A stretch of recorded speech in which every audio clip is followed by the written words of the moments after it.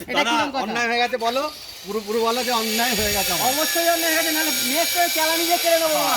দেখতে পাচ্ছেন আমাদের নবাবপুর ছিটপুকুরে, অন্য সময় নবাবপুর কেরানি ছিটপুরে লোক ইনি দিয়ে কেরানি দিয়ে ডাব কেড়ে পাড়তে নেবো। এসেছিল পাড়ায়।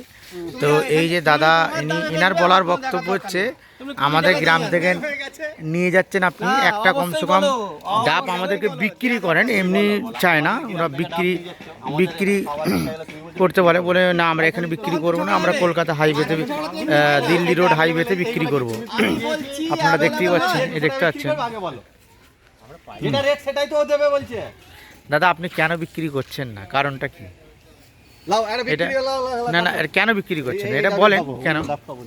ওইটাই তো বিনা শ্বাস ছাড়া তো আমি খাইও না। লাও লাও কত বিনা শ্বাস ছাড়া আসলে দাদা দিতে রাজি হলো। দেবে বলছে তো, হ্যাঁ। এই গাছ থেকে পাততে বললো তো।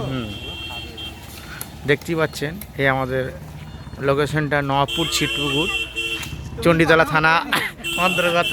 হ্যাঁ, আর এটা আমাদের খুব আমার দাদা এটা উনি উপযুক্ত কথা বলেছেন।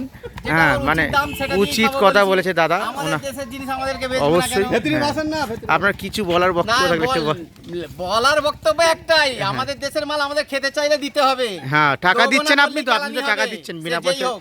বিনা টাকা তো নিচ্ছেন না। এই যে স্যার, দাদা আমি খাবো, রাগটা, পয়সা দিয়ে খাবো, ফ্রি খাবো না, এটা পয়সা দিয়ে খাচ্ছি, এখনই দেবো। হ্যাঁ। আপনি এই যে দেখাবেন। অবশ্যই এই যে দাদা আমাদের দিচ্ছিল না, তারা এখন দেওয়ার জন্য রাজি হয়েছে।